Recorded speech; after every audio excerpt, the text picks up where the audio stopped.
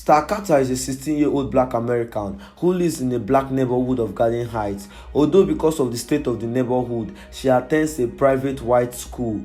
Her father, Maverick Carter, a man with values, imputs values on his kids, just like the first scene where we see him telling his children to know the value of being black. She meets her childhood friend at a party, but their good time is cut short by a firearm. Star is driven home by her childhood best friend, Khalil. After Khalil stops the car and catches up with Star for a while, he aims to take her back home but is pulled over by a police officer. Then tension builds up between the police officer and Khalil, who was feeling the Tupac song, All Eyes on Me. The police officer orders Khalil to stop the music, but Khalil refuses, so the police officer tells him to exit the car.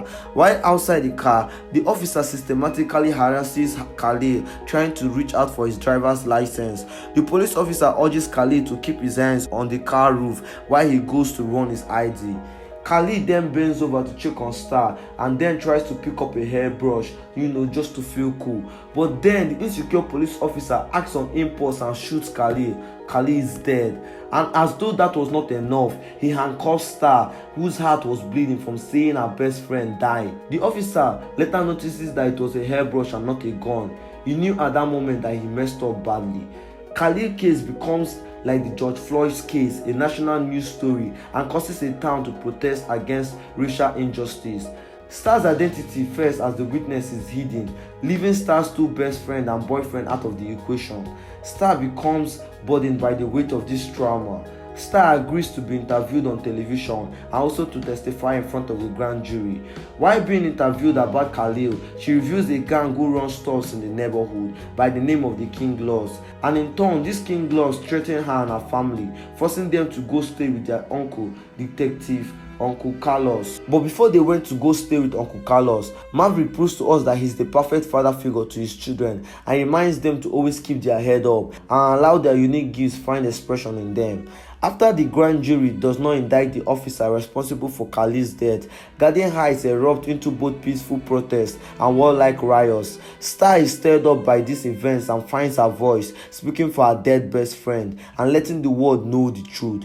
But in the midst of all this, the police act like the way the system programmed them to be and wages a conflict on the peaceful protesters. Shortly after this, Star and Seven, still recovering from the police rampage in their father's grocery store, receives a firebomb from King Lord and his gang. Star and Seven barely make it out alive, but Maverick was just there in the right time to save his kids. A hot dispute between Maverick and King starts, and King and Maverick is about to exchange bullets when we all see little Sekani pointing a gun at King with tears flowing down his cheeks.